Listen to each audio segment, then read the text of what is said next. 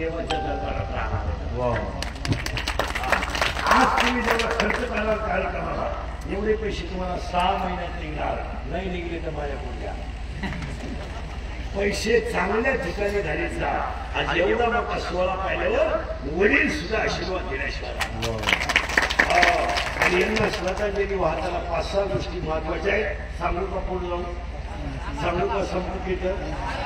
एक, सगळ्या तरुण पोरांच्या पाया पडतो पोरांनो. आजपासून अंगातली ताकद जपून वापरा.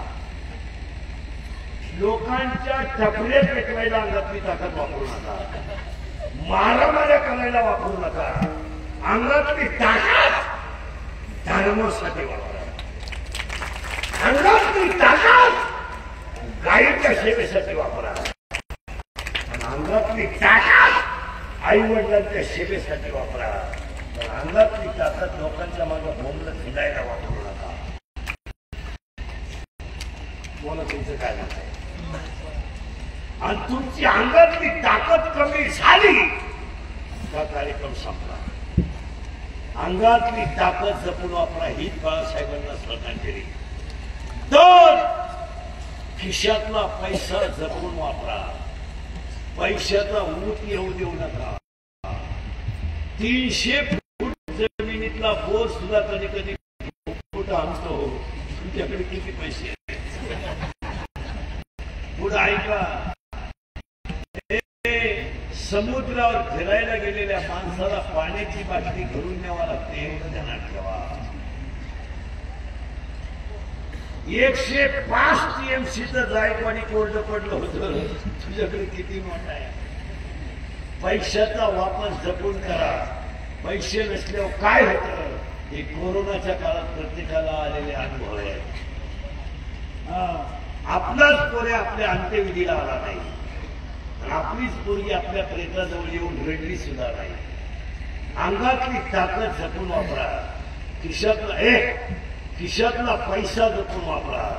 आणि 3, आयुष्यातली वेळ जपून वापरा. 1 मिनिट वाया घालू नका. 1 मिनिट.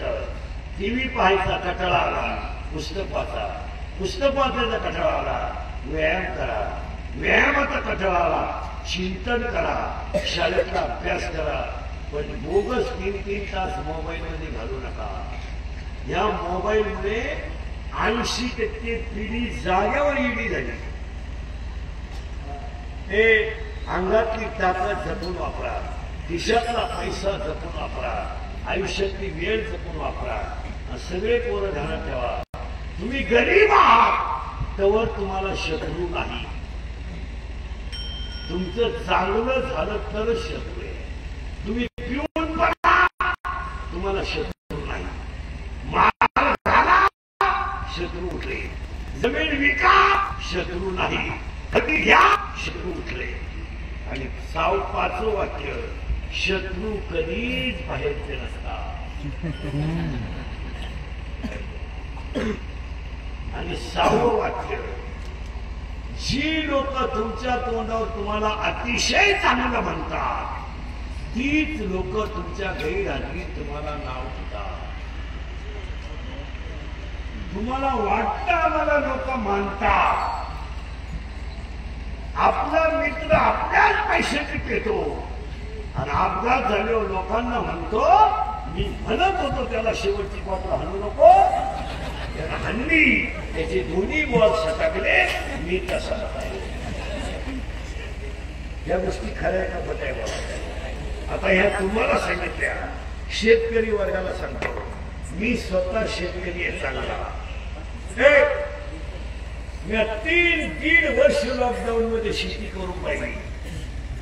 काही खरं हेच खरं.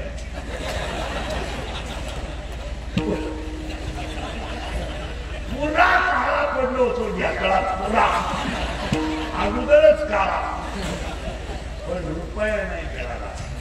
शेतकरी वर्गाला महाराज म्हणून नाही पण तुमचा मुलगा म्हणून नाही वाक्य काही ऐकावा.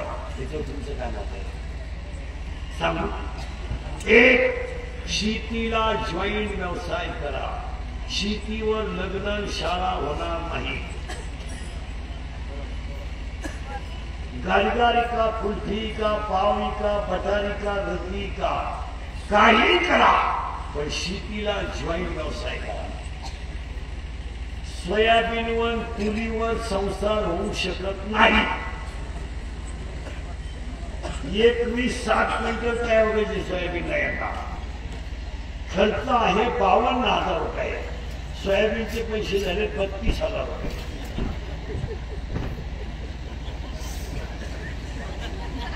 ₹7,100 कापूस महिना झाला पुढे सरकारला. 700 आणि आपल्याकडे 3 वर्षाचा कापूस शिल्लक आहे. 700च्या पुढे कापूस जाणार नाही आणि कापूस याचायला 12 रुपये किलो आहे.